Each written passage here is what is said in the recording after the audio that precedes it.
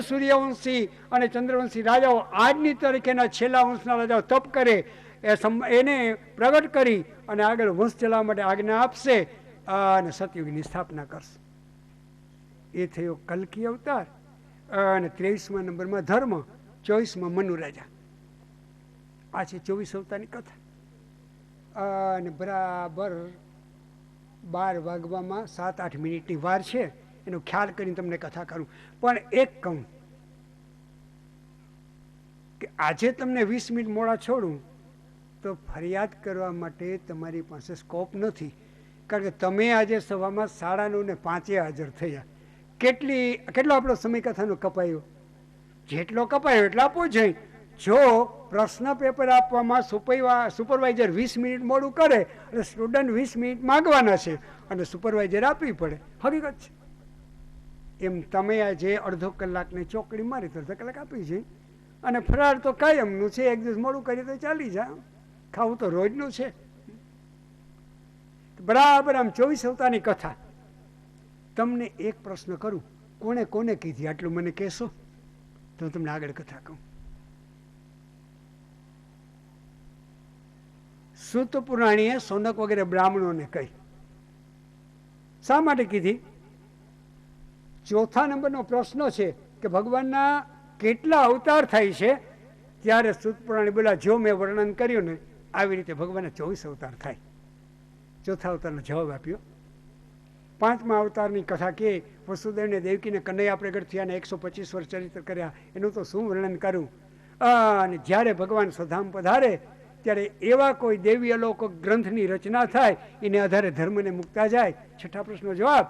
તો હે બ્રાહ્મણો, આ 24 અવતારની કથા મેં આપને સંક્ષેપમાં સંભળાવી, પણ વિસ્તારથી સાંભળવી હોય તો ભગવાન વ્યાસજી 18,000 શ્લોકોનું શ્રીમદ ભાગવતની રચના કરી, જેના 12 સ્કંધો છે, એની અંદર પરિપૂર્ણ લખેલી છે. એ ભાગવત રૂપી સૂર્ય જ્યારથી આ ધરતી પર ઉદય પામ્યો ત્યારથી બધા શાસ્ત્રો તારા ચમકતા તારાની જેમ ઝાંખા લાગવા માંડ્યા. અને સાક્ષાત શંકરનો અવતાર એવા સુખદેવજી મહારાજે સાપ જેને થયો છે એવા પરીક્ષિત રાજા ગંગા કિનારે બેઠા, 7મે દિવસે તક્ષક આવવાનો છે, એને જઈને ગંગા કિનારે સંભળાવ્યું. એ કથા જો સાંભળો તો તમને પરિપૂર્ણ ભાગવત સાંભળવા મળે. આટલું કહીને અટકી ગયા સૂત પુરાણી. અટકી ગયા એનું એક કારણ, બ્રાહ્મણોને કથા સાંભળવામાં કેટલી જિજ્ઞાસા છે, જાણવાની ઈચ્છા થઈ. અને હંમેશા જિજ્ઞાસા વિના રેડવું એ નકામું છે. પરીક્ષા નજીક આવે અને કોઈ દાખલો ગણીને બાળકને આવડતો ન હોય એવે વખતે જો મોબાઈલને ફોન ઉપર એનો ટીચર એને ભણાવી દે તો બરાબર બુદ્ધિમાં બેસી જાય કે કાલ તો ગણિતનું પેપર આવવાનું છે. હકીકત છે. એવી જિજ્ઞાસા પ્રગટ કરવા માટે હૃદયમાં સૂત પુરાણી અટકી ગયા. એટલે એને પ્રશ્ન કર્યો છે સૌનકજીએ કે કેમ અટકી ગયા? મહારાજ, આપ સુંદર કથા કહેતા હતા. સૌનક ઉવાચ સૂત સૂત મહાભાગ વદનો વદતામ વર કથામ ભગવતીમ પુણ્યામ યદા ભગવાચ્યુક. પછી બ્રાહ્મણોએ જે પ્રશ્ન થયો ને એ પૂરેપૂરો પ્રશ્ન 5મા શ્લોકમાં લખ્યો છે. દ્રષ્ટવાનુયાન્તમ ઋષિમાત્મજમાપ્યનાગ્નમ દેવ્યો રિયા પરિદધુર્ન સુતસ્ય ચિત્રમ યદ્વીક્ષ્ય પૃચ્છતિ મુનો જગદુસ્તવાસ્તિ સ્ત્રી પુંભિદાનતુ સુતસ્ય વિવિક્ત દ્રષ્ટે. મહારાજ,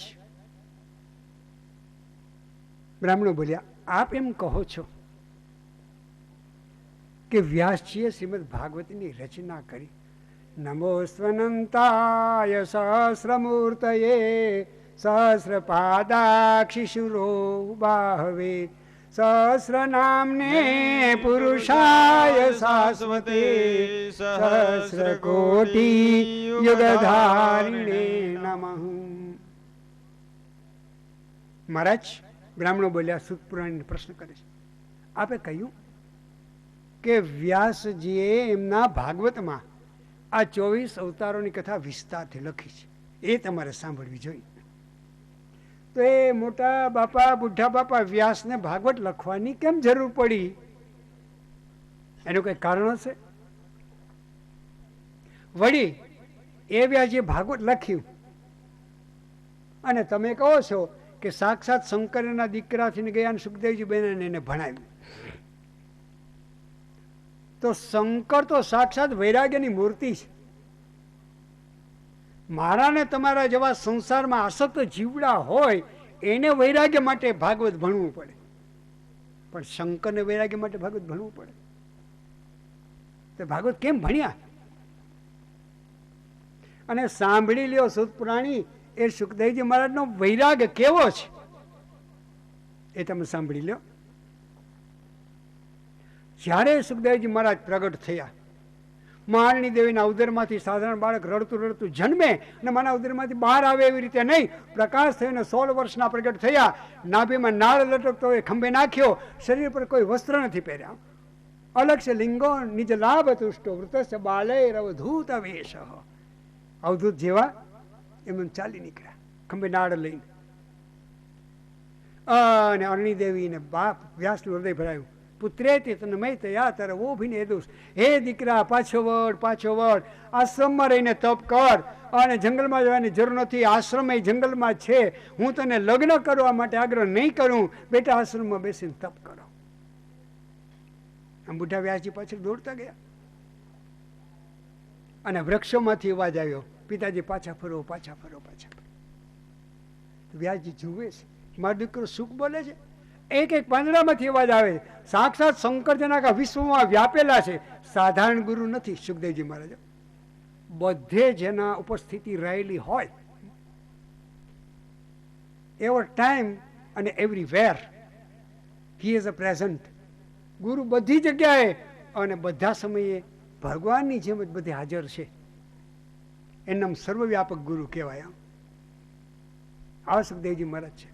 વ્યાસજીને તો સાક્ષાત શંકર દીકરાથી આવ્યા, એના માટે શું કહેવાનું હોય. પણ બાપનું હૃદય છે ને મમતા બંધાણી. એમ કરતા કરતા આગળ દીકરો ને પાછળ બાપ, અને દીકરો છે એ શંકર છે, બાપ છે વિષ્ણુના અવતાર છે. આજે સ્વયં વૈકુંઠાધિપતિ વિષ્ણુ એ વ્યાસ બનીને આવ્યા અને શંકરની પાછળ પાગલ બની ગયા વૈરાગ માટે.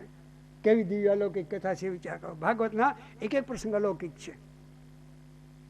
અને ઉપેન્દ્રભાઈની એક વાત મને બરાબર સાચી લાગે કે 3 મહિના 13 દી પૂરા થાય તો ભાગવત પૂરું થાય, બાકી અસંભવમ, શક્ય જ નથી. અને એવામાં એક સરોવર આવ્યું અને કિનારા પર વસ્ત્ર ઉતારી અને અપ્સરાઓ, ગંધર્વ કન્યાઓ, કિન્નર કન્યાઓ, દેવ કન્યાઓ સ્નાન કરતી હતી. કેટલું એના દેહ ઉપર સૌંદર્ય હોય વિચાર કરો. અને ત્યાંથી સુખદેવજી મહારાજ નીકળ્યા. 16 વર્ષનો એક યુવાન નીકળ્યો, જોઈ અને દેહ ભાન ભૂલી ગઈ સુંદર કન્યાઓ. પાછળથી બુઢા વ્યાસજી નીકળ્યા પુત્ર કરતા, અને એક એક કન્યાઓ બહાર નીકળીને વસ્ત્ર પહેરવા લાગી. એટલે હાથ જોડ્યા વ્યાસજીએ, બેટા તમે મારા દીકરાના દીકરી બરાબર છો, હું તમારા પિતાના પિતા બરાબર છું. 18 વર્ષનો મારો યુવાન દીકરો સુખદેવજી અહીંયાથી પસાર થયો અને તમને મનમાં જરાય ક્ષોભ ન થયો કે એટલે વસ્ત્ર પહેરીને શરીર મર્યાદા કરી. અને તો બાપના બાપ જીવડો બુઢો છે હું, અને તમારા મનમાં આવો સંશય આવ્યો. દેવ કન્યા વસ્ત્ર પહેરીને હાથ જોડ્યા, પિતાજી પરમ પિતા છો, પિતાના પિતા છો, આપને વંદન છે, કોટી વંદન છે. પણ આપના પુત્ર સુખદેવ સાક્ષાત શંકર છે. જે વિવેક રૂપી અગ્નિ રૂપી ત્રીજું નેત્ર ખોલે તો કામદેવ બળીને ભસ્મ થઈ જાય, હતો નહોતો થઈ જાય કામ, રાકડો. અને આ સ્ત્રીનું શરીર કહેવાય કે આ પુરુષનું શરીર કહેવાય, એને જેના મનમાં અંતર નથી. There is one kind of body. સ્ત્રીનું શરીર હોય કે પુરુષનું, એમાં કંઈ પણ જેને ભેદભાવ ન લાગે એ નામ શંકર કહેવાય. એક જ જેને સ્વપ્નમાં સંસારનો અનુભવ નથી કર્યો એ શંકર છે. પણ મોટા બાપા આને સ્ત્રી કેવા રાખજો. આમ દેવકન્યા કહેવા લાગી. તો તમે મને નિર્ણય આપીને કહો કે સુખદેવજી કેવા વૈરાગવાન કહેવાય અને આવા વૈરાગીને ભાગવત ભણવું પડે ખરું વૈરાગ માટે? આ પ્રશ્ન બ્રાહ્મણોને થયો.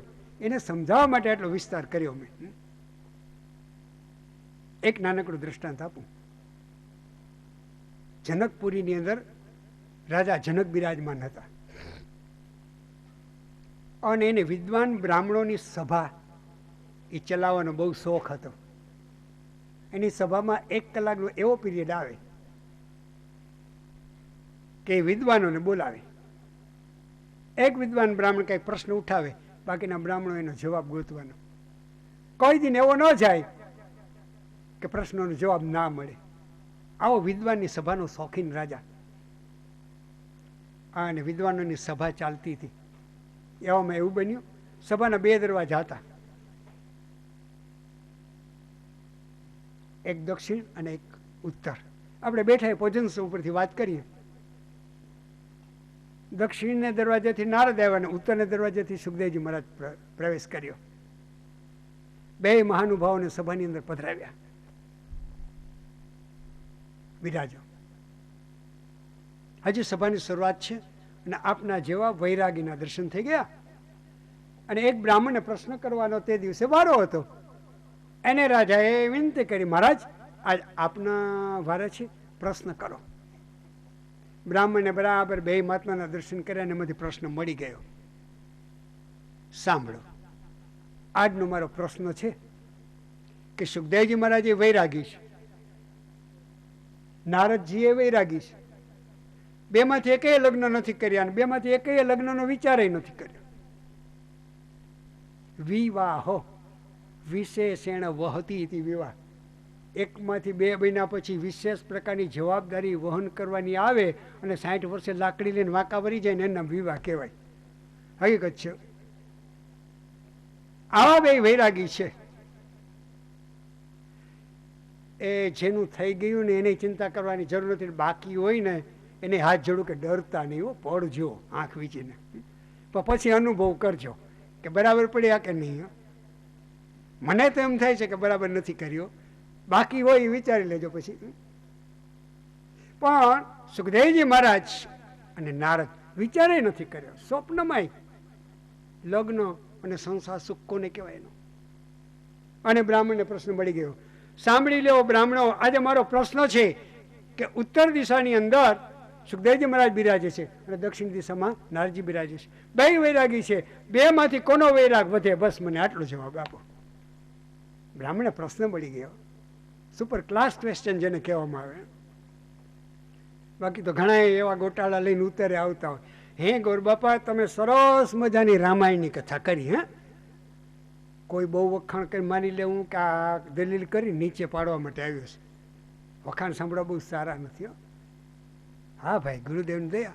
અને એમાંય તમે હનુમાનજીના ચરિત્રનું વર્ણન કર્યું. ઓહો, એમાંય પૂછડે ગાભા વીટી તેલ રેડીને એને સળગાવ્યા, લંકા બાળી. આવું હનુમાનનું વર્ણન કર્યું. ગોરબાપા બહુ મજા આવ્યો. પણ એક પ્રશ્ન ગોરબાપા, હનુમાનના માતાજી અંજનાને પૂછડું નહોતું ને હનુમાનજીને કેમ થયું? એ સારો પ્રશ્ન કહેવાય. શાસ્ત્ર સંમત પ્રશ્ન હોવો જોઈએ. 2 વૈરાગવાન છે, આમાંથી કોનો વૈરાગ વધે? સારો પ્રશ્ન કહેવાય કે ના? કઈ રીતે નક્કી કરીને જવાબ દેવું? એ કક્ષાએ પહોંચેલો હોય ને એ 2ના વૈરાગનો નિર્ણય આપી શકે. સભામાં કોઈ એવું હોય તો નિર્ણય આપી શકે. અને સભાનો સમય પૂરો થયો અને કઈ નિર્ણય જ ના આવ્યો. આજ પહેલો દિવસ એવો ઉગ્યો, પ્રશ્નનો જવાબ ન મળ્યો જનક માટે. જનક એ જ્ઞાની હતો અને ઉદાસ ઉદાસ મોઢું લઈને ઘરે ગયો. રાણી સુનૈનાએ પૂછ્યું અને સભામાં બનેલી ઘટના કીધી.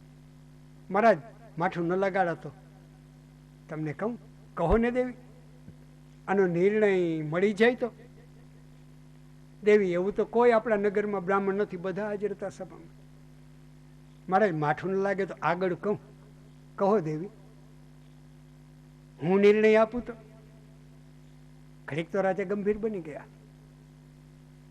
કે દેવી એવું કરીએ કાંઈ જો નિર્ણય મળતો હોય તો. જાઓ બે મહાત્માને બોલાવીને આપણા મહેલમાં પધરાવો. અને રાજા જનક સભામાં બે મહાત્માને પધરાવવા માટે ગયા. અને એ દરમિયાન રાણીએ શું કર્યું? સોનાનો રત્નજડિત હિંડોળો હતો, એને વિવિધ પ્રકારના રંગબેરંગી પુષ્પના ગજરાઓથી દાસીને કીધું શણગારી દીધો. એના ઉપર રેશમી એ આસનો અને મખમલના તકિયાઓ બિછાવી દીધા.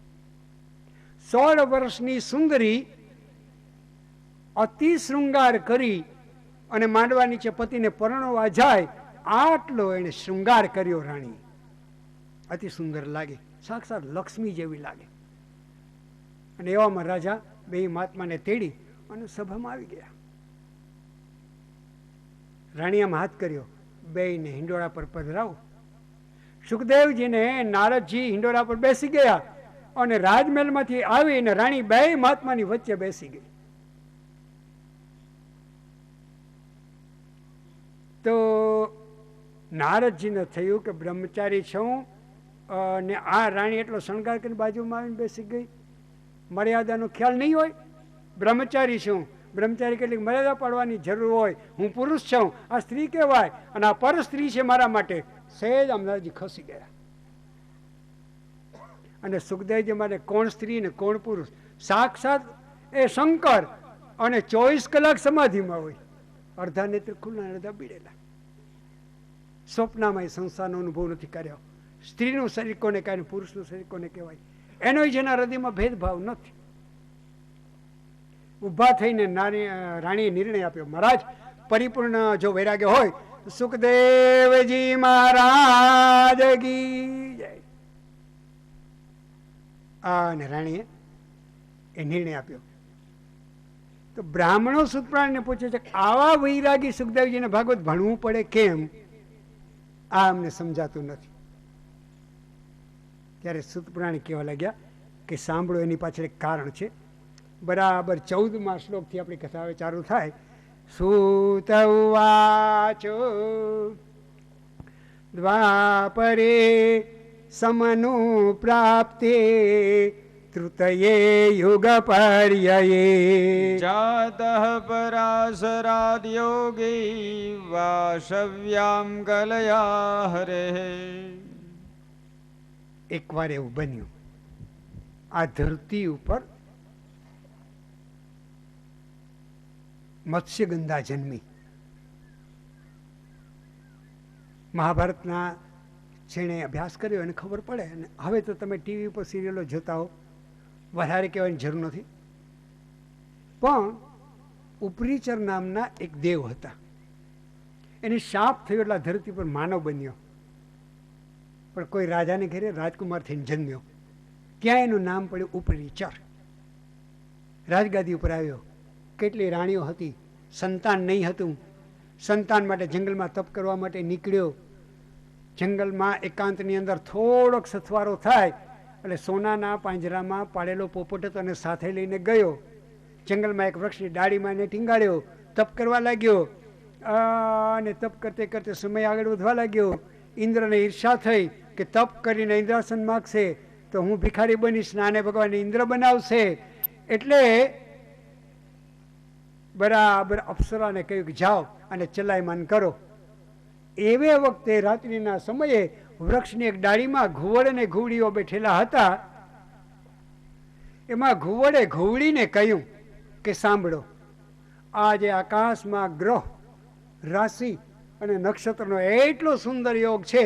7 જન્મમાં જે કોઈને સંતાન ન થવાનું હોય, એ પતિને પત્ની વિહાર કરતા હોય, તેના ઉદરમાં સંતાન આવી જાય.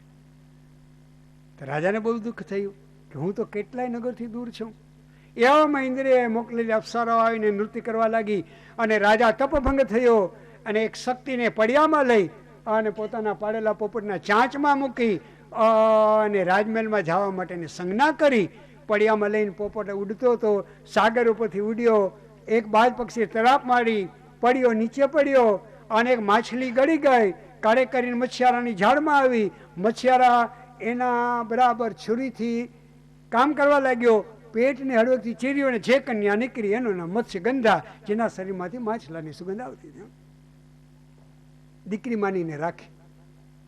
16 વર્ષની યુવાન બની અને યમુના કિનારે માછીમારો સામે કિનારે યાત્રિકોને પાર કરાવતા હતા. એ ધંધો બંધ કર્યો, જમીન આરામ કરવા માટે પડ્યા. એવામાં પરાશર મહારાજ આવ્યા અને સામે કિનારે જવા માટે પેલી મત્સ્યગંધાને આજ્ઞા આપી કે ઘડીભર થોભો મહારાજ, હમણાં પિતાજી ઉઠે ને આરામ કરીને એટલે એને કહું. મહારાજની ઉતાવળ હતી. દીકરીએ પિતાને વાત કરી. પિતા કે બેટા તું મૂકી આવ, હું આરામ કરું. મત્સ્યગંધા નાવડું ચલાવવા માંડી અને પરાશર મહારાજ અંદર બિરાજમાન થયા અને બરાબર મધ્ય પ્રવાહની અંદર નાવડું ગયું. અને લખી છે વિદ્વાનોને, એટલે હું તમારી આગળ કથા કરું કે પરાશર મત્સ્યગંધામાં આસક્ત થયા. કારણ વૈકુંઠમાં બેઠેલા વૈકુંઠાધિપતિને થયું કે દીકરો થઈને જાવું છે, આવા માતાને પિતાની જોડી નહીં મળે, એટલે આવું બન્યું. અને પછી મત્સ્યગંધાના જે ઉદરમાં આવ્યા એ સાક્ષાત વ્યાસજી. સામે કિનારે નાવડું આવ્યું અને પરાશર ચાલવા લાગ્યા. સ્નાન કર્યું, સંધ્યા કરી અને મત્સ્યગંધાને મૂકીને નીકળ્યા ત્યારે પગ પકડીને રડવા લાગી કે ઉદરમાં બાળક હશે એને ક્યાં મૂકીશ? સાંભળો દેવી, સાક્ષાત નારાયણ તમારા દીકરાથી આવશે. એકાંતમાં આ બાળકને જન્મ આપજો અને જન્મ આપ્યા પછી તમારા દેહની રચના કુંવારી કન્યાની સમાન બની જશે. પણ જગતમાં તમારું નામ અમર થઈ જાય ને એવા દીકરાનો જન્મ થશે. પરાશર નીકળી ગયા અને મત્સ્યગંધાનો સમય થયો. બે બાજુ પાણી અને એક બાજુ જમીન, એને દ્વીપ કહેવામાં આવે અને ગુજરાતીમાં બેટ કહીએ આપણે. એવી જગ્યામાં આવી. જેમ સુખદેવજી મારા 16 વર્ષના થઈને જમ્યા, એમાં 7 વર્ષના બાળક થઈને પ્રગટ થયા વ્યાસજી. ખંભે નાળ લઈને ચાલવા માંડ્યા. જેવા બાપ એવા બેટા. હકીકત છે. એક કહેવત છે કે વડ એવા ટેટા અને બાપ એવા બેટા. પછી દીકરીઓને ચિંતા કરવાની જરૂર નથી. ગોર બાપા મારા માટે તો કંઈ કહેતા જ નથી. તો સાંભળજો, ઘડો ઘરમાંથી ફૂટી જાય એની ઠીકરી કેવી હોય? ઘડો એવી ઠીકરી અને મા એવી દીકરી. હકીકત છે.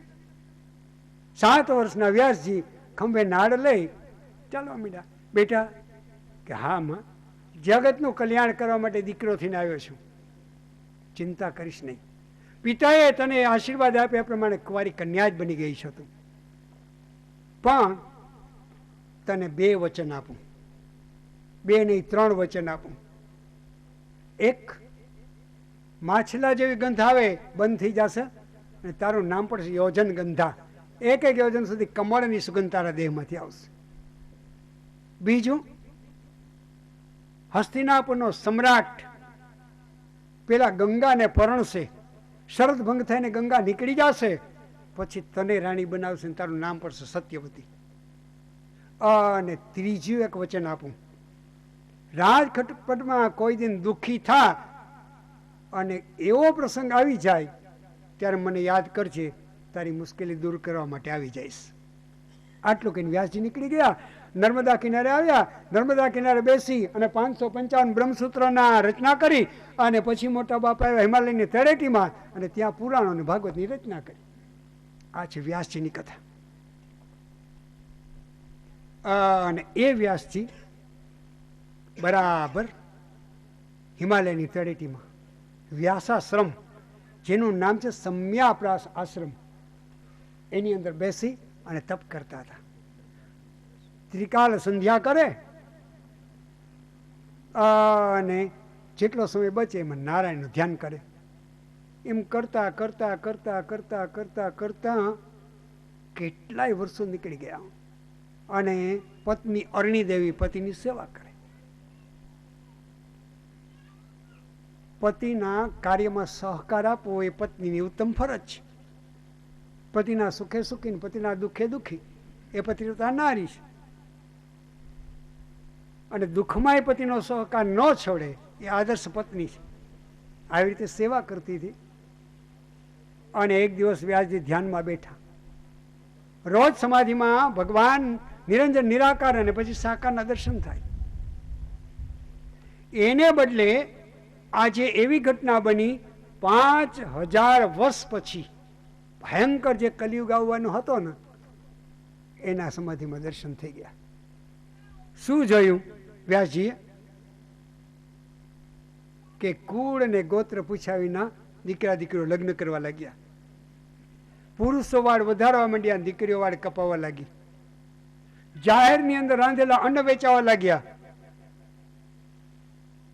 બ્રાહ્મણો છે એ વૈભવી અને વિલાસી બનવા લાગ્યા. વેદના મંત્રો વેચાવા લાગ્યા. બજારમાં જાહેરમાં રાંધેલું અન્ન વેચાવા લાગ્યું અને રૂપિયા લઈ અને વૈદિક વિધિ વિધાન થવા લાગ્યા. રાજા પ્રજાને પીડવા લાગ્યા. શરીર ઉપર પહેરવા ઓઢવાની કોઈ મર્યાદા ન રહી. ન્યાય ઘટ્યો ને અન્યાય વધવા લાગ્યો. નીતિ ઘટી અને અનીતિ વધવા લાગી. ધર્મ ઘટવા લાગ્યો અને અધર્મ વધવા લાગ્યો. છળ કપટ કરી એને કઈને પ્રકારે પૈસા કમાઈ લેવા. અનીતિ કરી કરીને જીવડા ધન કમાવા લાગ્યા. અનીતિનું અન્ન અને ધન ઘરમાં આવવા લાગ્યું ને એનાથી પાલન પોષણ થવા લાગ્યું. એની બુદ્ધિ બગડવા લાગી અને જીવડાઓ ધર્મથી વિમુખ થવા લાગ્યા. તરુણી પ્રભુતા આગે શ્યાલકો બુદ્ધિદાયકો આવું બધું જોવામાં આવવા માંડ્યું. અને વ્યાસજી આંખ ખોલી નાખે, ઓહો, આવા ભયંકર કલયુગ, એના જીવડાને સદબુદ્ધિ મળે અને ભગવાન મળે. શું કરું? મોટા બાપાએ વેદ ને ઉપનિષદનો અભ્યાસ કર્યો. વિચાર કર્યો કે વેદોથી ભગવાન નહીં મળે કલયુગના જીવડાને. એના ગહન અર્થ છે, એનું મનોમંથન નહીં કરે. એક તમને કહું, આપણે કોઈની નિંદા કરવા માટે કથા નથી કહેતા, પણ સંસ્કૃતનો સબ્જેક્ટ લઈ અને કોઈ દીકરો કે દીકરી એમએની અંદર ભણતા હશે અને કોઈ પ્રોફેસર એને ભણાવતો હશે સંસ્કૃત, અને શંકરાચાર્ય મહારાજે લખેલા શારીરિક ભાષ્ય ઉપર પ્રોફેસર સાહેબે એને બ્રહ્મસૂત્રનું ભાષ્ય ભણાવવાનું હશે, બરાબર? તો એ દીકરા દીકરી ઘરેથી ટીવી જોઈને પછી બ્રહ્મસૂત્ર ભણવા જશે, શરીરે શૃંગાર કરી અને બ્રહ્મસૂત્ર ભણવા જશે, પગની અંદર બૂટ મોજા ને ચપ્પલ પહેરી અને બ્રહ્મસૂત્રો સાંભળશે, અને પેલા સાહેબ પેન્ટ અને બુશર્ટ પહેરશે, ચામડાનો પટ્ટો બાંધ્યો હશે, નીંદ માર્યો હશે, મોઢામાં ન ખાવાની વસ્તુ ભરી હશે, અને પછી બ્રહ્મસૂત્ર ભણાવશે.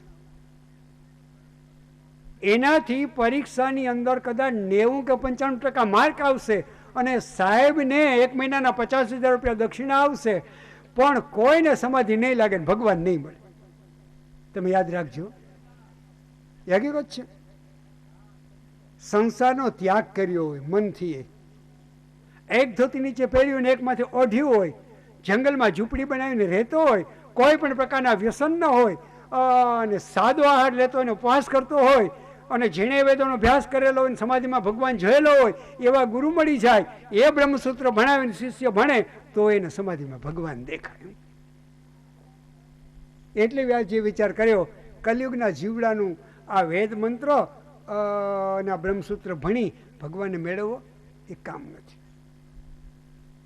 તો લે મહાભારતની રચના કરું, અને જે ઇતિહાસ ઘટી ગયો હતો ધરતી પર, મહાભારત લખ્યું, ગીતા જેવો ગ્રંથ આપ્યો.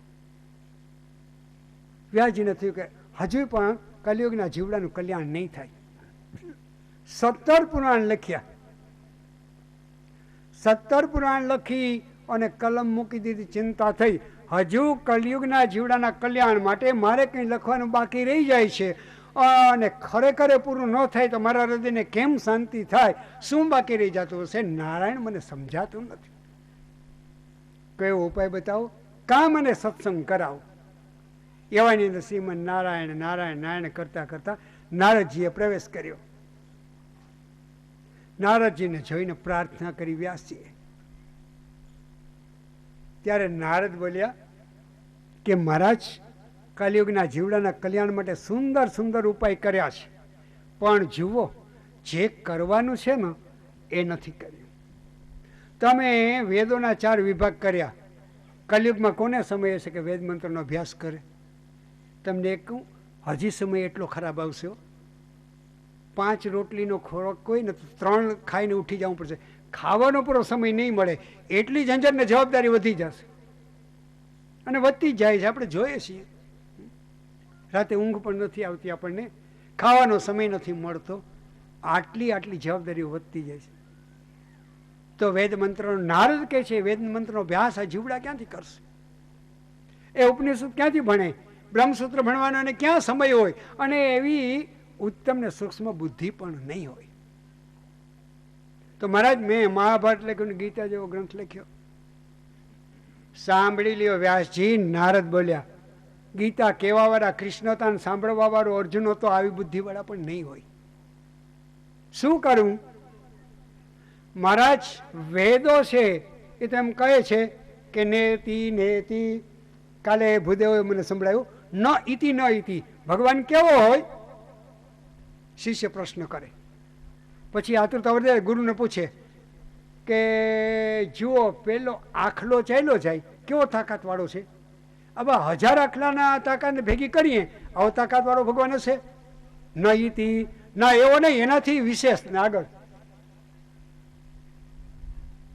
તો ભીમને જે શરીરમાં તાકાત હોય, આવા લાખો તાકાતવાળા પુરુષની તાકાત ભેગી કરી એવો નહીં, એનાથી વધારે આવો નહીં, એનાથી વધારે અબજો અને અરવો ને ખરવો માનવની શક્તિને સુંદરતાને ભેગી કરી એવો નહીં, એનાથી આગળ વધારે આવો છે. એમાં આંગળી ચીંધીને ભગવાન બતાવતો નથી. ન ઇતિ, એનાથી વધારે, એનાથી વધારે, નેતિ નેતિ કહીને વેદનો ભગવાન બતાવી શકાય. ઇતિ આવો એમ આંગળી ચીંધી બતાવી ન શકાય. એ તો શ્રીમદ ભાગવતની જ વિશેષતા છે. બરાબર 10મા સ્કંદમાં કથા આવે છે કે ભગવાન કૃષ્ણ શિશુપાલના મસ્તકને સુદર્શન ચક્રથી કાપી નાખે, એના તેજને પોતામાં સમાવી લે. યુધિષ્ઠિર નારદને પ્રશ્ન કરે કે આ કૃષ્ણ કોણ છે? સવા અયમ બ્રહ્મ. ભાગવતના ભગવાન આંગળી ચીંધીને બતાવી શકાય, કારણ એ સાકાર છે. એ સાકાર છે, આવો ભગવાન છે. એટલે નારદ કહે છે મહારાજ મહાભારતી કામ નહીં ચાલે, પણ આવો છે એમ બતાવવા માટે તમે શ્રીમદ ભાગવતની રચના કરો. આ કરવાની બાકી રહી ગઈ છે, તો જ આ ભગવાન આવો છે એમ બતાવી શકાય. સારું થયું ભૂદેવ મને વાત કરી તો મને યાદ આવી ગયું કે મારે ભાગવતનો દ્રષ્ટાંત કયું આપું. આ જ ભગવાન કહેવાય એવું બતાવવા માટે વ્યાસજીને ભાગવતની રચના કરવાની જરૂર પડી. એ હકીકત છે. સવાયમ બ્રહ્મ. અને એક બ્રહ્મ છે એ નાન્યતર જાતિ છે, બરાબર? એના માટે અયમ શબ્દ અયમ વપરાય કે ઇદમ વપરાય? ઇદમ વપરાય. બ્રહ્મ માટે ઇદમ વપરાય. તો સવા અયમ બ્રહ્મ. જો બ્રહ્મ શબ્દ વાપરવો હોય તો ઇદમ શબ્દ વાપરવો જોઈએ વ્યાસજીએ, પણ અયમ કેમ વાપર્યો? એની વિશેષતા બતાવવાના આર્ષ પ્રયોગ કહેવાય. એટલા માટે કે અમારા ભાગવતના ભગવાનને આંગળી ચીંધીને બતાવી શકાય માટે અયમ શબ્દ વાપર્યો. આ એક વિશેષતા છે. એમાં વ્યાકરણ ભણેલા બ્રાહ્મણના દીકરા હોય, વિદ્વાનોની કથા હોય, હૃદય પાછું ભક્ત હોય અને નૈમિષારણ્યમાં કથા થતી હોય, એ કથાની અંદર આપણે પહોંચી જવાની જરૂર છે. સૂત પુરાણે ને સૌનકની કથામાં તો જ આનંદ આવે. એ ભાગવતજીની રચના કરો મહારાજ. વેદોની અંદર તો આમ ન કરો, આમ ન કરો, આવી રીતે ભગવાન મળે એમ બતાવ્યું, પણ ભાગવતો સાંભળો એટલે સીધો હૃદયમાં પ્રગટ થઈ જાય. આ ભાગવતજીની વિશેષતા છે. આવા પ્રેમ ભરેલા કનૈયા અને ભક્તોના ચરિત્રનું વર્ણન તમે લખ્યું ને મહારાજ, એટલે તમને હૃદયમાં ગોટાળો થાય છે. એ તમારે લખવાનું બાકી છે. આમ કહ્યું. અરે પણ વેદોના મંત્રો અને ઉપનિષદોના મંત્રો, બ્રહ્મસૂત્ર, ગીતાજીના શ્લોકો, આનાથી ભગવાન ન મળે ને એના પરથી ભાગવત બનાવવાનું ભગવાન મળી જાય. એના માટે હું તમને મારા પૂર્વજન્મની કથા કહીશ. નારજી કહેવા લાગ્યા, only for 10 minutes, not more than 10. 10 થી વધારે તમારો સમય નહીં લઉં. મને આમ ગભરામણ થયો, તમારો વધારે સમય લઉં ને નારાજ થઈ જશે ને બધા, તો બપોર પછી એક જણું સભામાં નહીં આવે. આવું મને બીક લાગે. પણ આપણે તો કથાના ભૂખ્યા છીએ, હકીકત છે. તમે નક્કી કરો કે આજના ફરાળને ચોકડી મારી દેવી છે, તો હું તો આમે કંઈ ખાતો જ નથી, સાંજે જમું. તો આપણા રામની ના નથી. હકીકત પણ કથા એ કથા, અને ફરીવાર તમને આવો સમય નહીં મળે એ યાદ રાખજો. હકીકત છે. અને એ તો આપણા અનેક જન્મનું પુણ્ય ભેગું થાય. તદા ભાગવતમ લભેત, ત્યારે જ મળે છે, બાકી તો મળતું નથી. હકીકત છે. તો સાંભળો, નારદ કે કૃષ્ણ કથા માનવનું કેવું કલ્યાણ કરે એના માટે હું મારા જીવનના એક અનુભવ તમને કહું. માય પર્સનલ એક્સપિરિયન્સ, મારા એક ગુપ્ત અનુભવની વાત કરું છું. ગયા જન્મમાં હું દાસી પુત્ર હતો. એક નદી કિનારે નાનકડું ગામ હતું. ગામની બારોબાર કેટલાક તપસ્વી બ્રાહ્મણો ગોરાણી ઉમા સાથે રહેતા હતા અને એના આશ્રમો હતા. એ બ્રાહ્મણોને ગાયો હતી. મારા બા ને બાપુજીના દાસી બની ગૌશાળા સાચવીને સેવા કરતા હતા. ત્યાં એ દાસીને ઘેરે મારો જન્મ થયો. નાનપણમાં પિતા મર્યા, મા સાથે હું મોટો થવા લાગ્યો. અને મા એ બ્રાહ્મણોની ગાયોના વાસીદા કરે, એના દૂધ દોઈ અને પ્રત્યેક બ્રાહ્મણને ઘરે પહોંચાડી દે. એમ કરતે કરતે કરતે એ ગોરબાપાના આશ્રમની અંદર યાત્રા કરતા કરતા સંન્યાસી મહારાજ આવ્યા. ચાતુર્માસ આવે એટલે સંન્યાસીઓ કોઈ આવી અલૌકિક જગ્યામાં રોકાઈ જાય 4 મહિના, કારણ કે ચોમાસામાં યાત્રા બહુ કઠિનતાથી થાય. એ સંન્યાસીઓને આવેલા જોઈ બ્રાહ્મણોએ વંદન કરીને સ્વાગત કર્યું. બધાને રહેવા માટે કંઈક ઝૂંપડી આપી. અને નારદજી કહેવા લાગ્યા કે વ્યાસ, મને એ બ્રાહ્મણોની સેવામાં મૂકી દીધો અને હું બ્રાહ્મણોની સેવા કરવા લાગ્યો. સેવા ધર્મ બહુ કઠિન છે.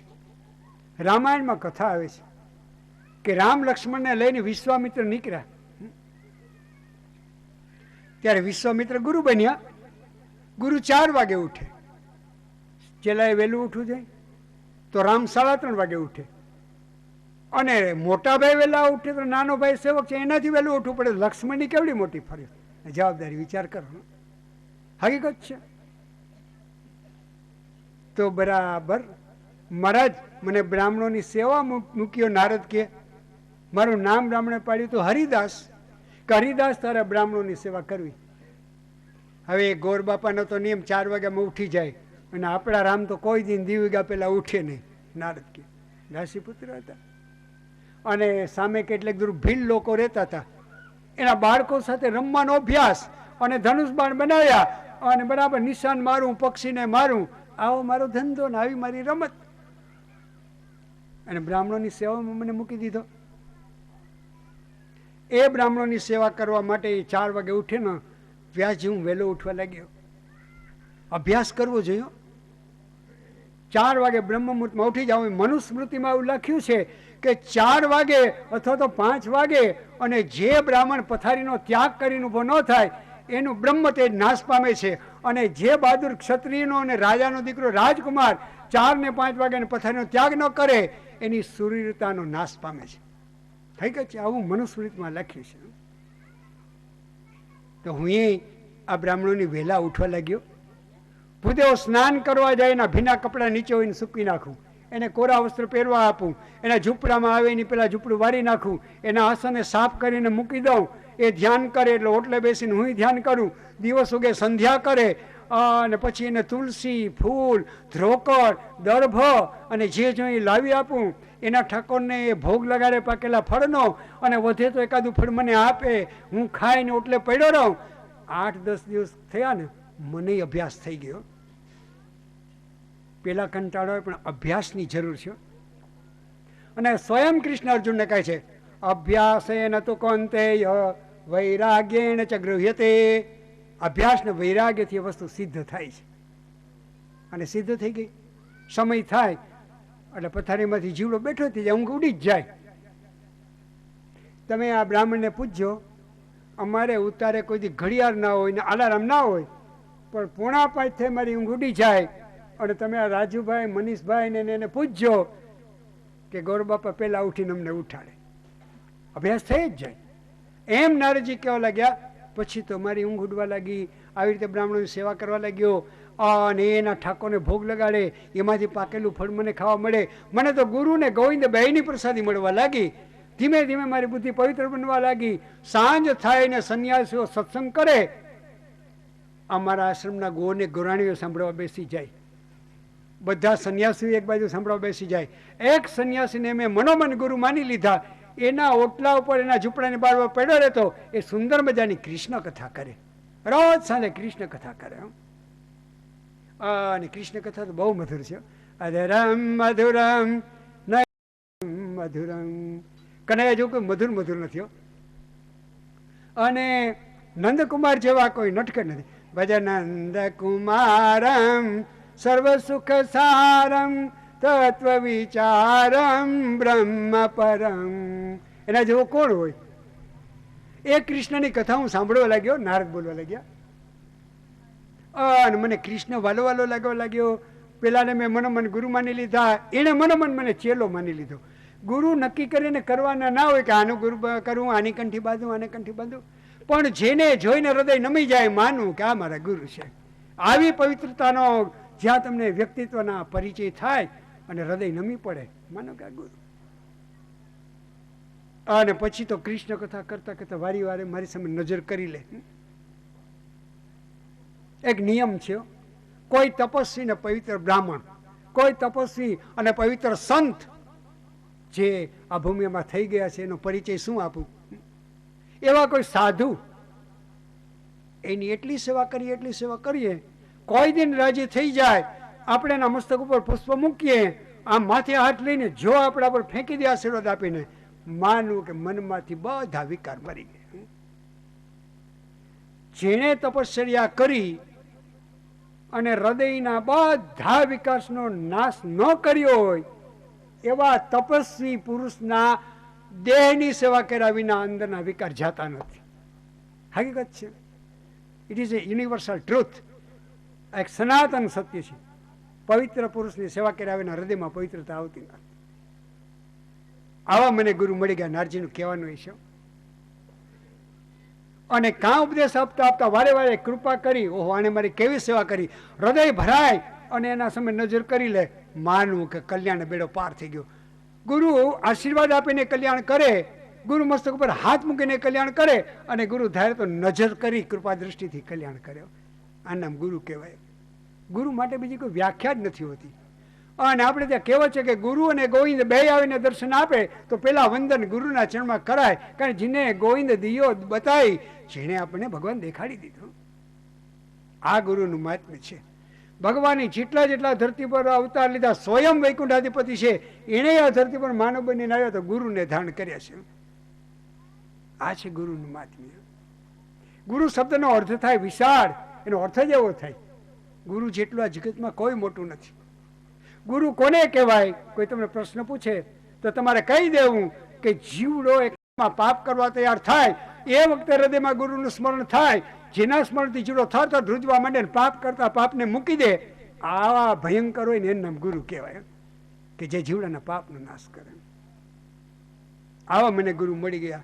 એના મુક્તિ કૃષ્ણ કથા સાંભળી, કૃષ્ણ કથા પૂરી થઈ અને ચાતુર્માસ પૂરો થયો, મહાત્માઓ વિદાય લેવા લાગ્યા.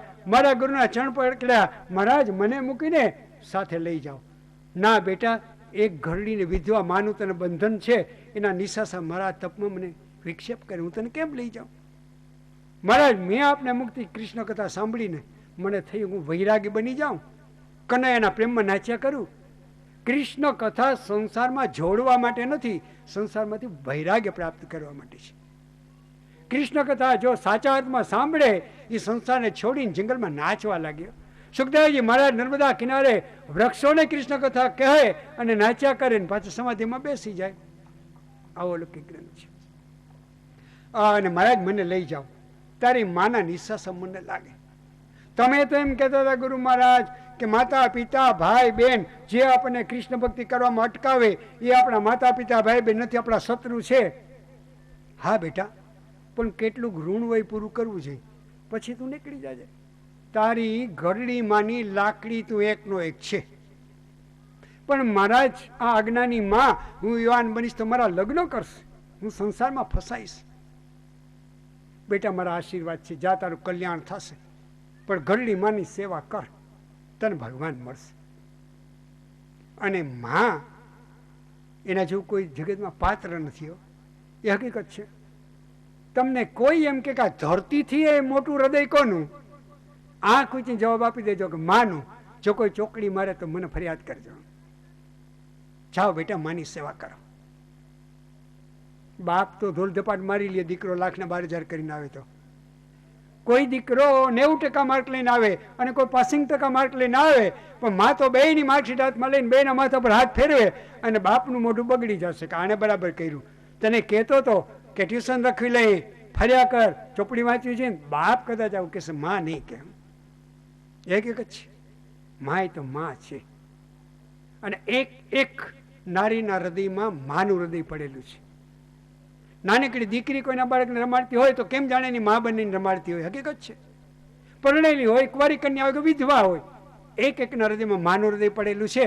અને એટલે જ માર્કંડ મુનિ બોલ્યા છે, યા દેવી સર્વભૂતેષુ માતૃરૂપેણ સંસ્થિતા નમસ્તસ્યે નમસ્તસ્યે નમસ્તસ્યે નમો નમઃ. જાઓ બેટા, માની સેવા કરો. ગુરુ બોલે તમને ભગવાન મળશે. અને તો મહારાજ, ગુરુની આજ્ઞાનું ઉલ્લંઘન કોણ કરે? શિરોમાન્ય. પણ મને કંઈક આધાર આપો. લે બેટા, જમણો કાન મારા તરફ રાખ, હું તને એક મંત્ર આપું. બરાબર? તો મહારાજ મંત્ર આપશો ને એને યાદ રાખીશ અને જપ તો કરીશ, પણ ગણીશ કેમ? હું તો અભણ છું. બેટા તું જપ કરજે, ગણશે ઠાકોર. તારે ગણવાની જરૂર નથી. નકર એમ થાય કાંઈ તો 100 માળા કરી નાખી એટલે કરી નાખી દીધી. અભિમાન વધે. તપનું પણ અભિમાન ના હોય એને ભગવાન મળે. હૃદય દિન બને તો ભગવાન મળે. જ્યાં સુધી દ્રૌપદી સાડલો ખેંચતી હતી કે રાજરાણી છું, શું મારા સાડલા ખેંચી લે, ખેંચી લો હમણાં એની આગળથી, રાજકુમાર ભલે હોય, પગથી લાત મારી દઉં. થાકીને દિન બનીને ઠાકોરને યાદ કરે ને પછી ભગવાન આવ્યા. દ્રૌપદી એકાદમાં ઠપકો આપ્યો કે આટલી વાર કેમ લગાડી? હવે તમે સાડલો ખેંચતા હતા, હું બચી જઈશ. અને પછી તમે કેવી મૂર્ખતા કરી! હે દ્વારિકા વાસીન ક્વાસીન, હે દ્વારિકાવાળા ક્યાં છો? દ્વારિકાથી જલ્દી દોડો. હવે હતો સભામાં, તમે બોલાવો દ્વારિકાથી આવો તો મને વાર લાગે કે ન લાગે? હકીકત છે. ભગવાન કેવા બોલવામાં ચતુર છે. આવા છે ભગવાન. તો બેટા ગણશે ભગવાન. તમને એક મંત્ર આપું. અને મંત્ર આપ્યો બરાબર 5મા અધ્યાયનો 37મો શ્લોક છે. નમો ભગવતે તુભ્યં વાસુદેવાય ધીમહિ પ્રદ્યુમ્નાય નિરુદ્ધાય નમઃ સંકર્ષણાય ચ. પ્રદ્યુમ્ન, અનિરુદ્ધ, સંકર્ષણ, વાસુદેવ.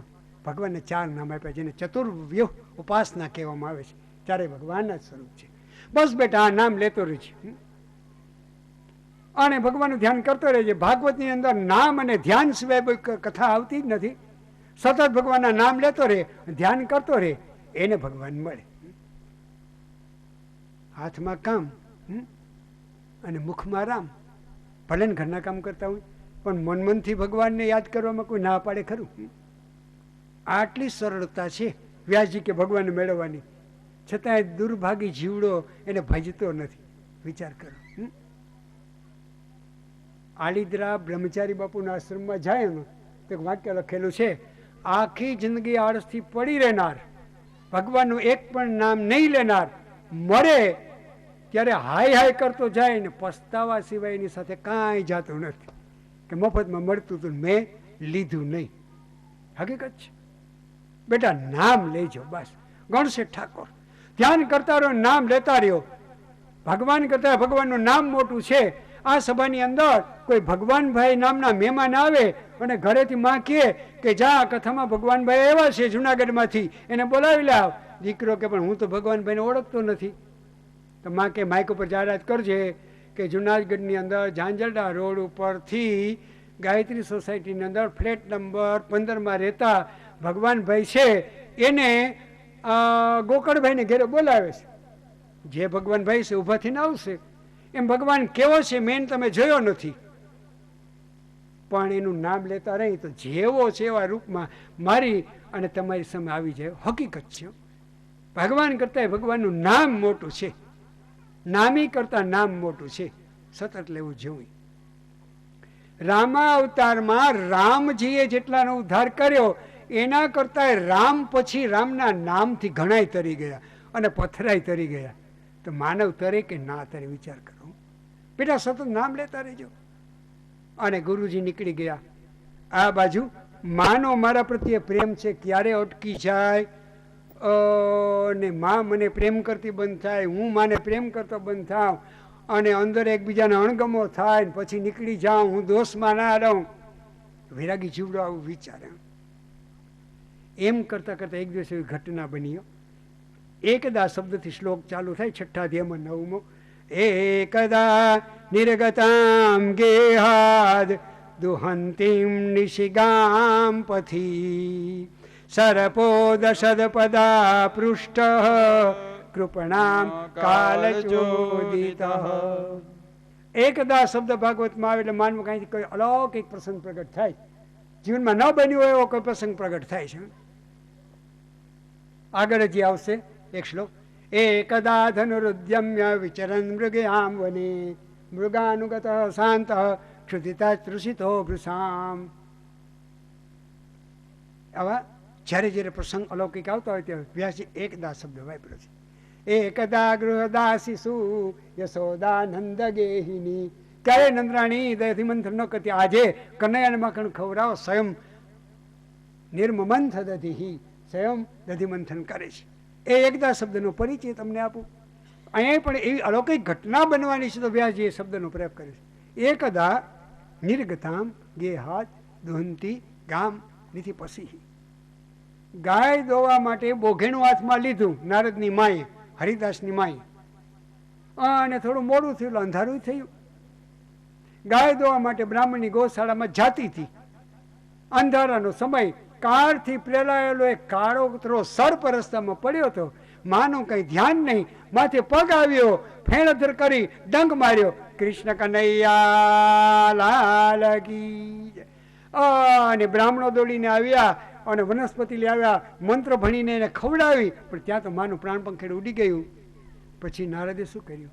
બાપ ન હોય, 5 કે 6 વર્ષની ઉંમર હોય અને માં હોય એક આધાર ને માએ મરી જાય તો શું કરે બાળક? હસે કે રડે? ખરેખર રડે ને, ખરેખર રડે. પણ આમાં લખ્યું છે અનુગ્રહમ મન્યમાન.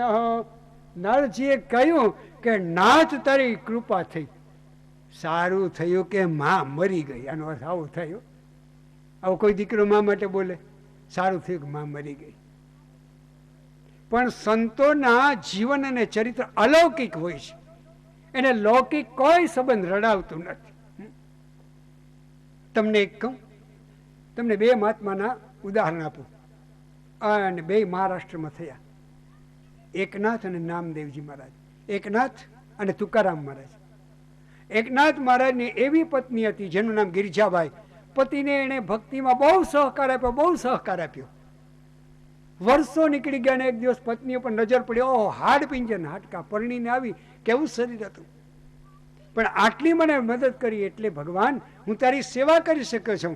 તારો મારા પર મોટો ઉપકાર છે કે તે મને આવી લાયક પત્ની આપી. અને ભક્તે ભગવાનનો ઉપકાર માન્યો.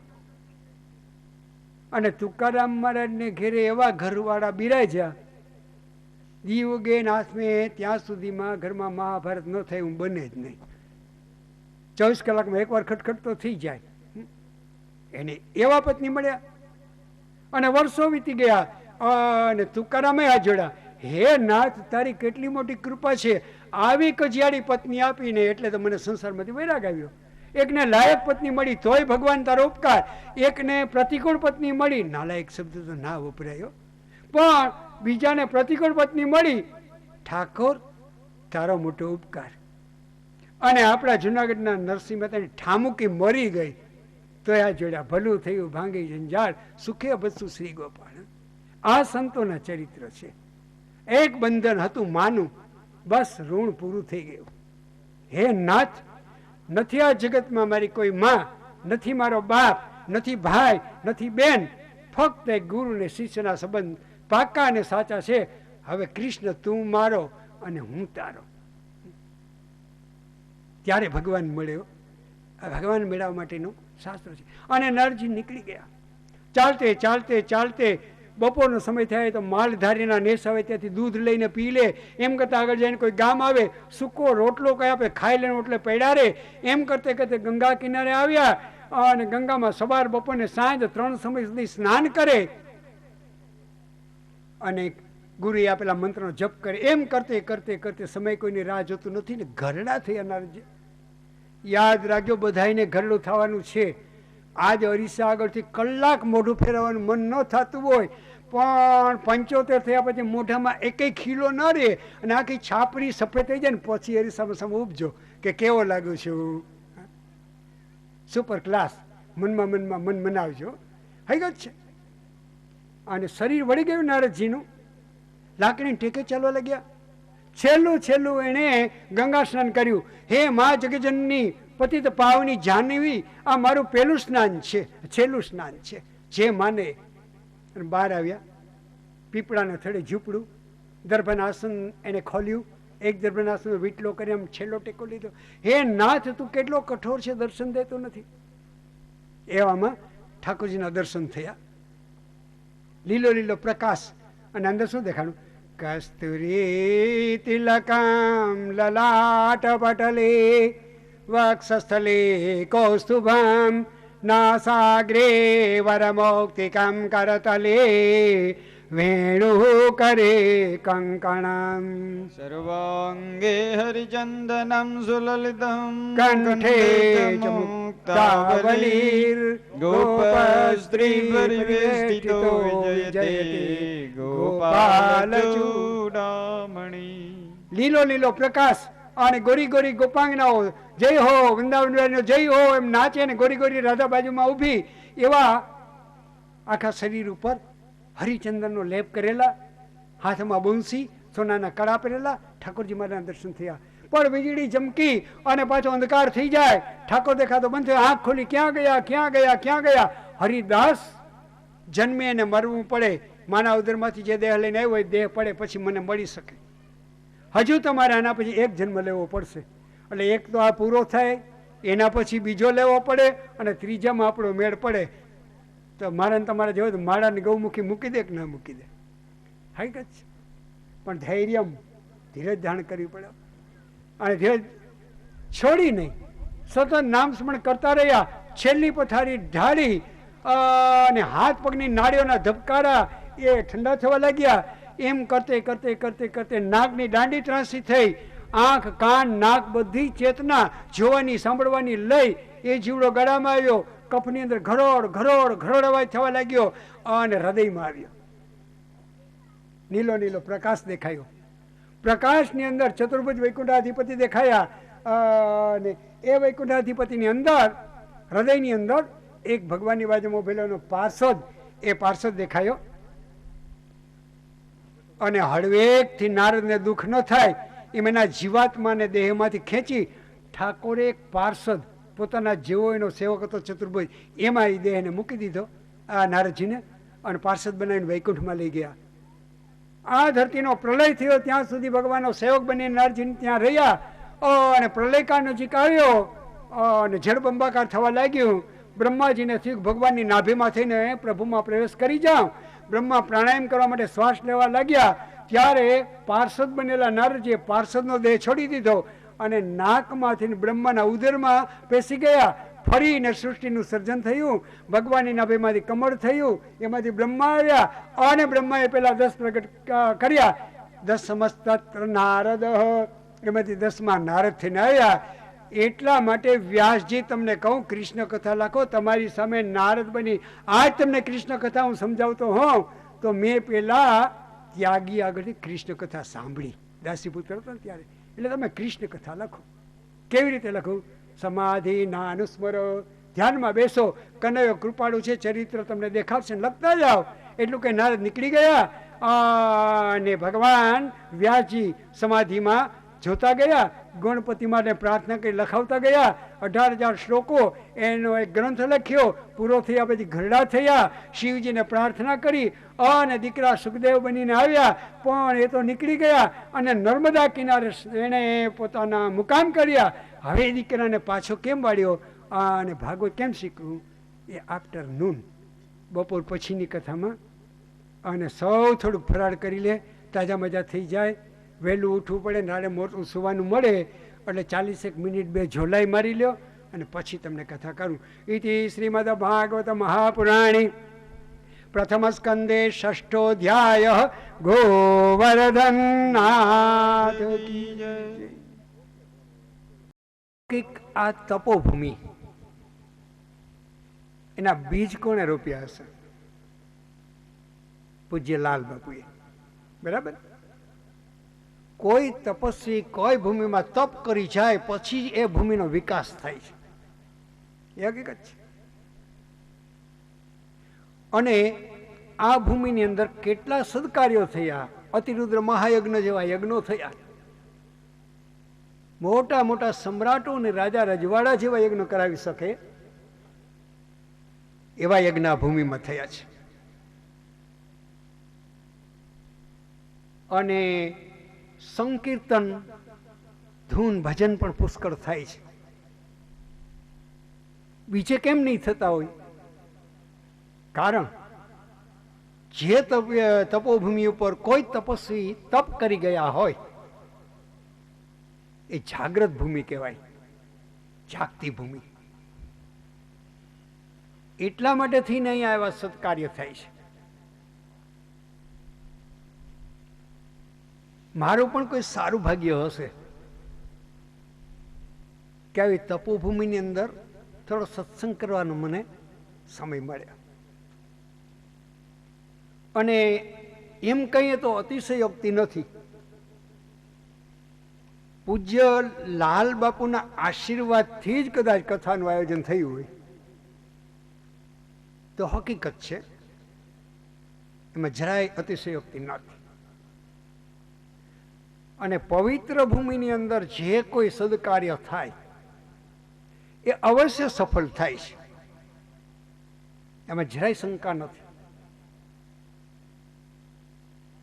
એટલે જે પ્રધાન હેતુથી આપણે કથાનું આયોજન કર્યું છે, શ્રી મણિભાઈના આત્મકલ્યાણાર્થે, જો લાલ બાપુના આશીર્વાદ હોય અને અહીં આટલા યજ્ઞો થયા છે તો એ કાર્ય સફળ થાય કે ન થાય? હકીકતે સફળ થાય. એટલે આપણે તો એવા સંતોને પ્રાર્થના કરીએ છીએ, અને જે સંતની ભૂમિ આ રેવતાચલના તળેટીમાં છે એના પર બેસવા વાળા દત્ત મહારાજ ને જગદંબા ભવનાથ મહારાજને પ્રાર્થના કરીએ છીએ કે શ્રીમદ ભાગવતના વાંચન થાય અને ભગવાન કૃપાળુ કૃષ્ણ કનૈયા જેના માટે આ કથા થઈ છે એ પિતૃઓને તૃપ્તિ આપે. બસ આટલી પ્રાર્થના છે. આટલી એક પ્રાર્થના પ્રભુને કરી અને આપણે આગળ વધીએ. અને મને જવાબ મળ્યો કે આપણે નારદજીનું ચરિત્ર સાંભળ્યું, કથા બાપુની પૂરી કરી. નારદ ચરિત્ર એ શ્રીમદ ભાગવતનું બીજારોપણ છે. જેમ બીજ રોપ્યા વિના વૃક્ષ થતું નથી એવી રીતે ભાગવતજીનું બીજારોપણ હોય તો નારદ ચરિત્ર. શા માટે? જો વ્યાસજીને નારદ ના મળે તો વ્યાસજીને ભાગવત લખવાના પ્રેરણા ન મળે. અને નારદ જો દાસીપુત્ર બની અને સંન્યાસીઓ આગળથી કૃષ્ણ કથા ના સાંભળે તો નારદના મગજમાં, હૃદયમાં કૃષ્ણ કથા ના આવે. તો કૃષ્ણ કથા રૂપી ભાગવત એનું કોઈ બીજારોપણ હોય તો નારદ ચરિત્ર છે. એ આપણે સાંભળ્યું. એટલું સાંભળ્યું, નારદ નીકળી ગયા વ્યાસજીના આશ્રમમાંથી અને છઠ્ઠો અધ્યાય પૂરો થયો. 7મા અધ્યાયની શરૂઆતમાં સૌનકજી સૂત પુરાણીને પ્રશ્ન કરે છે. સૌનક ઉવાચ નિર્ગતે નારદે સૂત ભગવાન બાદરાયણ શ્રુતવાંસ્તદભિપ્રેતં તતઃ કિમ કરોદ વિભુ. તતઃ કિમ કરોદ વિભુ. વિભુ એટલે સાક્ષાત ભગવાન વ્યાસજી. નિર્ગતે નારદે, નારદજી આશ્રમમાંથી નીકળી ગયા એટલે વ્યાસજીએ શું કર્યું? પછી આગળનું અમને સંભળાવો. એટલે સૂત પુરાણી કહેવા લાગે કે સાંભળો. આટલી પ્રેરણા આપીને નારદજી પધારી ગયા. એટલે વ્યાસજીએ સરસ્વતી નદીમાં સ્નાન કર્યું. સરસ્વતીના જલમાંથી એક જલનું કમંડલ ભર્યું. આશ્રમમાં આવ્યા. પવિત્ર દર્ભના આસન ઉપર બેઠા. આસન ઉપર બેસીને કોઈ પણ સત્કાર્ય કરવું હોય એટલે આસન શુદ્ધિ કર્યા પછી ગોરબાપા બોલે આચમ્ય પ્રાણાયામ્ય, પ્રાણાયામ કરવો જોઈએ, આચમન કરવા જોઈએ. એટલે 3 આચમન કર્યા. ઓમ કેશવાય નમઃ સ્વાહા, ઓમ નારાયણાય નમઃ સ્વાહા, ઓમ માધવાય નમઃ સ્વાહા, ઓમ ગોવિંદાય નમઃ, એમ કરીને હાથ ધોઈ નાખ્યા. એથી હસ્ત પ્રક્ષાલનમ, એથી બાહ્ય શુદ્ધિ. સ્નાન કરવાથી તન પવિત્ર બને છે અને ભગવાનનું ધ્યાન કરવાથી મન પવિત્ર બને છે. હવે એક વાત તમને વધારાની કહું, આમ ખોટી નથી, સાચી છે. 10મા સ્કંદમાં નંદોત્સવમાં આવે છે. સ્નાન કરવાથી તન પવિત્ર બને, ધ્યાન કરવાથી મન પવિત્ર બને, અને દાન કરવાથી ધન પવિત્ર બને. કરતા રહીજો, પ્રભુએ શક્તિ આપી તો વ્યાસજી આચમન કર્યું, બાહ્ય શુદ્ધિ કરી, પ્રાણાયામ કર્યો અને પછી ભગવાનનું ધ્યાન કરવા લાગ્યા. પેલા તો પ્રાર્થના કરી, હે પ્રભુ, કોટી બ્રહ્માંડના અધિપતિ, પેલા તો બ્રહ્માંડ નહીં હતા, તું નિરંજન નિરાકાર છે. તો પ્રભુ આ સૃષ્ટિની રચના તે કેમ કરી? રચના કર્યા પછી આટલા લોકો તે કઈ રીતે બનાવ્યા? તારા સૃષ્ટિમાં કયા કયા લોક રહેલા હશે? એમાં વચ્ચે આ ધરતી પર અમે પ્રગટ થયા માનવ બનીને. નાથ, બીજા લોક નહીં ને ધરતીને પસંદ કરી, એમાં તેમ ભારત ભૂમિને પસંદ કરી કેટલાય જન્મ લીધા છે. સૃષ્ટિની ઉત્પત્તિનું મને જ્ઞાન આપો. 14 લોકો કેમ પ્રગટ થયા એનું મને જ્ઞાન આપો. અને ધરતી ઉપર કેવા કેવા અવતાર લઈને કેવા ચરિત્ર કર્યા પ્રભુ. આટલી પ્રાર્થના કરી તો પેલા વેલા નિરંજન નિરાકારને પ્રકાશ દેખાયા. પછી કરોડ યોજન વિસ્તાર વાળું બ્રહ્માંડ દેખાયું. ઉપર 7 લોક, ધરતી, અંતરિક્ષ, સ્વર્ગ, મહરલોક, જનલોક, તપલોક અને સત્યલોક. નીચે 7 પાતાળ, અતલ, વિતલ, સુતલ, તલાતલ, રસાતલ, મહાતલ અને પાતાળ. આનું વ્યાસજીનું દર્શન થયું. પેલા તો એમાંથી મહત્તત્વ પ્રગટ થયું, એમાંથી અહંકાર પ્રગટ થયો. અહંકારના 3 વિભાગ થયા, સાત્વિક અહંકાર, રાજસિક અહંકાર અને તામસિક અહંકાર. તામસ અહંકારમાંથી આકાશ, વાયુ, જલ ને પૃથ્વી 5 મહાભૂત પ્રગટ થયા. રાજસિક અહંકારમાંથી 5 કર્મેન્દ્રિય, 5 જ્ઞાનેન્દ્રિય, અને સાત્વિક અહંકારમાંથી 10 ઇન્દ્રિયોને શક્તિ દેવાવાળા દેવતાઓ, મન, ચંદ્રમા એ પ્રગટ થયા. પછી ભગવાને સંકલ્પ કર્યો, એ તત્વો એકત્રિત થયા અને 50 કરોડ યોજન વિસ્તાર વાળું બ્રહ્માંડ બની ગયું. અને આવું એક નહીં પણ કરોડો બ્રહ્માંડ ભગવાને પ્રગટ કર્યા છે. કરોડો એટલે ખાસ કોઈ એક સંખ્યા નથી બતાવી, અનંત બ્રહ્માંડો પ્રગટ કર્યા છે.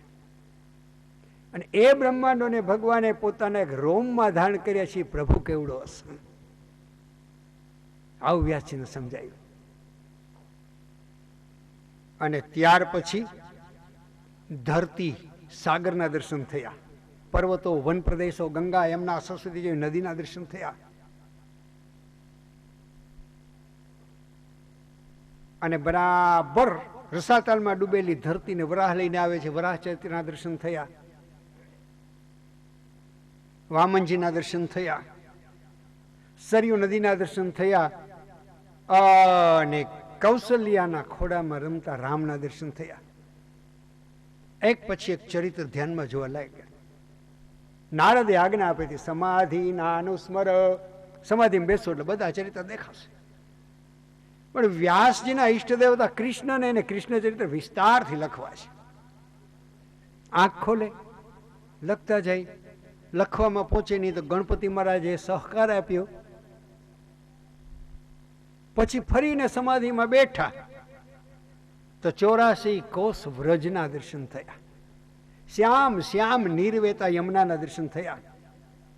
ગિરિરાજ ગોવર્ધનજીના દર્શન થયા. નાનકડા ગોકુલિયા ગામના દર્શન થયા. મથુરાની જેલમાં પુરેલા વસુદેવને દેવકીના દર્શન થયા. કૃષ્ણના દર્શન થયા. પૂતના ચરિત્રના દર્શન થયા. આંખ ખોલતા જાય, લખતા જાય, ગણપતિ મહારાજ શ્લોક બોલે લખતા જાય.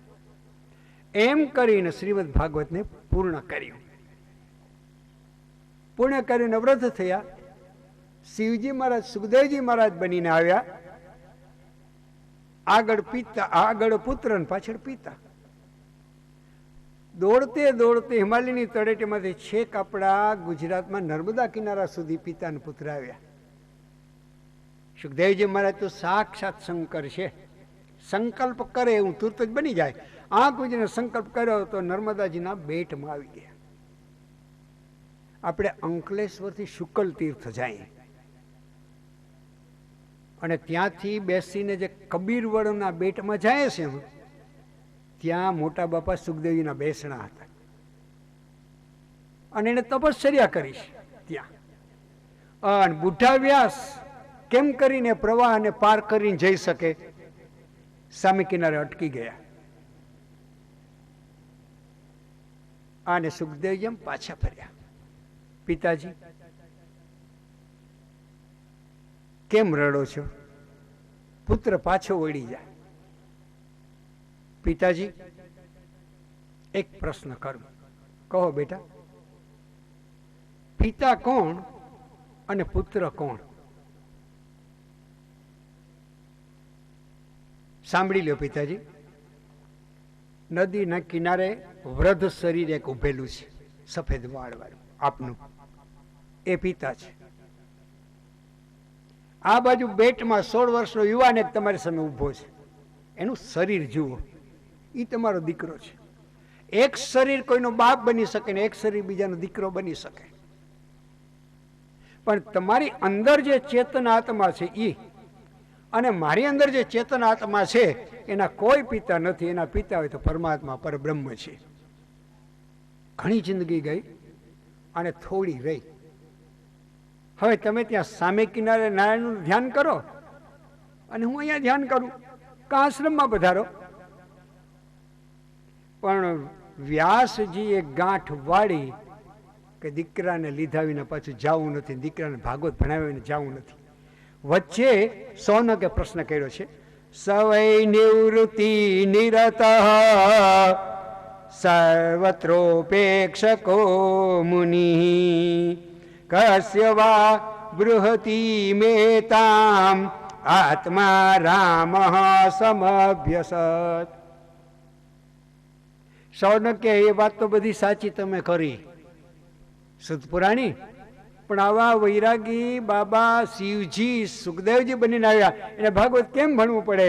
સાંભળી લ્યો, આગળ તમને એ જ કથા કહું છું. સુતપુરાણી બોલ્યા, જો વ્યાસજી સામે કિનારે અને બેટમાં સુખદેવજી મહારાજ. નક્કી કર્યું છે વ્યાસજીએ કે સુખદેવજીને બોલાવી આશ્રમમાં અને ભાગવત કથા ભણાવી છે. એટલે 4 શિષ્યો વ્યાસજીએ બનાવ્યા, જૈમિની, સુમંતુ, પૈલો અને વૈશંપાયન. 4 શિષ્ય. એમાં વૈશંપાયનને યજુર્વેદ ભણાવ્યો, જૈમિનીને ઋગ્વેદ ભણાવ્યો અને બીજા બેને સામવેદ ને અથર્વવેદ ભણાવ્યો. યજ્ઞ કરવો હોય, પછી વૈશ્વદેવ હોય તો વારે વારે પોતાના શિષ્યોને સમિધો લેવા માટે મોકલે જંગલમાં. ક્યાં મોકલે? જે ભયંકર ગાઢ જંગલમાં સુખદેવજી મહારાજ તપ કરે છે એ જ જંગલમાં પેલા બ્રાહ્મણોના બાળકોને મોકલે. બાળકોએ આવીને ફરિયાદ કરી, ગુરુજી આવા ભયંકર હિંસક પ્રાણીઓથી ભરેલા જંગલમાં મોકલો, વાઘ, સાવજ, વરુ નુકસાન કરી દે, અમને ડર લાગે છે. વેદો તો બ્રાહ્મણને ભણાવ્યા, પણ રોજ થોડા થોડા 10મ સ્કંદના કનૈયાના ચરિત્રના શ્લોક પણ ગુરુજી બ્રાહ્મણોને ભણાવતા જાય. બેટા સાંભળી લે, શ્રીમદ ભાગવતના 10મ સ્કંદના શ્લોકો ખાલી શ્લોકો નથી, પણ વેદોના મંત્રો છે. જ્યારે કોઈ વાઘ કે સાવ તમારી સામે આમ ગર્જના કરી અને પંજાને અધર કરે, તમે 10મ સ્કંદના એકાદો શ્લોક બોલી જાજો. મેં ઘણા શીખવાય છે. એ શ્લોક નથી પણ મંત્ર છે, અને જાદુથી ભરેલો મંત્ર છે. જો સાવજ ને વાઘ તમને નુકસાન કરે તો મને કહેજો. તો ગુરુજી આજ કઈ તરફ જાય? બસ એ જ જંગલમાં જ્યાં સુખદેવજી તપ કરે છે. અને શિષ્યો આવી ગયા. શિષ્યો આવ્યા અને બરાબર લાકડા સૂકા સૂકા વીણીને ભેગા કરવા લાગ્યા. એવામાં એક વાઘ આવ્યો, ગર્જના કરીને આમ પંજો ધરકાર્યો. બ્રાહ્મણો ગભરાવા લાગ્યા. એક બોલ્યો, પેલા 10મ સ્કંદના શ્લોકો કનૈયાનું ચરિત્ર લખ્યું છે, ચાલો એકાદો બોલી જાય. અને બોલ્યા, અહો બકીયમ સ્તન કાલકૂટમ જિગાંસયાપાય યદપ્ય સાધ્વી લેભે ગતિમ ધાતૃચિતાં તતોન્યમ કંવા દયાલું શરણામ વ્રજેમા. બરાબર સુખદેવજી મારા સમાધિમાં જાગ્યા. વર્ષો સુધી બેસે અને પછી જાગે. જાગે એટલે નર્મદાના જલમાં સ્નાન કરી લે, ખોબો ભરીને થોડું જલ પી લે અને આમ લટાર મારી લે 1-2 દિવસ, પછી ધ્યાનમાં બેસી જાય. બરાબર સુખદેવજી મહારાજને ધ્યાનમાં બેસી આંખ ઉજીને પ્રાણાયામની શરૂઆત કરવાની. બ્રાહ્મણોના બાળકો સામે વાઘ દોડ્યો અને અહો બકીયમ સ્તન કાલકૂટમ શ્લોક બોલ્યા કનૈયાના ચરિત્રનો. શંકર છે ને કે વ્યાકરણ ભણવું તો ન પડે. શ્લોક કાને પડ્યો સુખદેવજીને. ઓહો, આંખ વિચાઈ ગઈ. અને શ્લોકના અર્થ મેં કેવા સુંદર કનૈયાનું વર્ણન છે. અહો બકીયમ સ્તન કાલકૂટમ, કંસે મોકલેલી પાપી પૂતના 2 વક્ષસ્થળ ઉપર કાળકૂટનું ઝેર લગાડી અને કંસના શત્રુ કૃષ્ણને મારવા માટે નીકળી છે. અહો બકીયમ સ્તન કાલકૂટમ, ચોખ્ખો લખ્યું. કાલકૂટ ઝેર જીભને અડે એટલે પૂરું થઈ જાય. સમુદ્ર મંથનમાંથી જે પ્રગટ થયેલું છે. અને આવી નંદજીના આંગણામાં જે નારાયણ કરી અને યશોદારે બેનના સગપણ કાઢ્યા, માસી બન્યા કનૈયાના, ઘરમાં બેઠા. યશોદા એના માટે દૂધ બનાવવા ગયા અને પારણામાં પોડેલા કનૈયા ઉપરથી સાલ ખેંચી ખોડામાં લીધો કનૈયાને અને એક વક્ષસ્થળ મોઢામાં મૂક્યું. નાનું બાળક માનું દૂધ પીવે એમ કનૈયા ચરિત્ર કરવા લાગ્યા. અને મનમાં સંકલ્પ કર્યો કે માસી બનીને આવ્યા ને, એકલું તમારું દૂધ નહીં પીવું. જેમ રોટલા ને રોટલી અરે શાક સંભારા જોઈએ ને, એમ માસી તમારા પ્રાણને ખેંચી લઈશ. અને પૂતનાના પ્રાણ હરી લીધા. વિરાટ કાય રાક્ષસી બનીને બારોબાર બગીચામાં પડી અને એ રાક્ષસીના વિશાળ વક્ષસ્થળ ઉપર કનૈયા રમે છે અને ગોવાળો એને લેવા માટે થઈને દોડી પડ્યા છે. આવું શ્લોકમાં લખ્યું.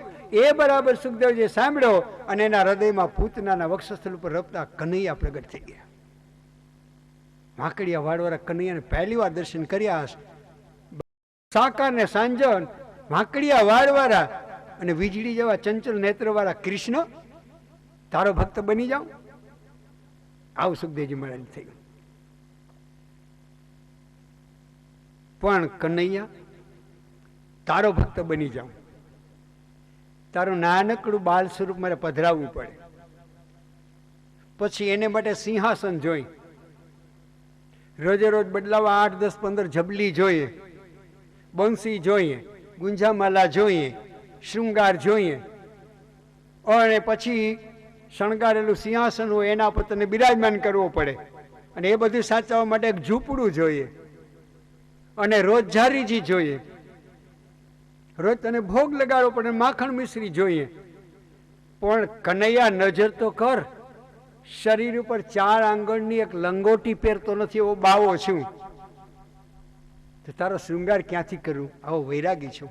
એના કરતાં તમારો નિરંજન નિરાકાર સારો છે, કાંઈ ન જોઈએ. ફરીને આમ ધ્યાનમાં બેસવાનો પ્રયાસ કર્યો સુખદેવજી મહારાજે, અને દૂરથી પેલો વાઘ તો પૂંછડી પર પટાતો નીકળી ગયો. શ્લોક સાંભળ્યો ને?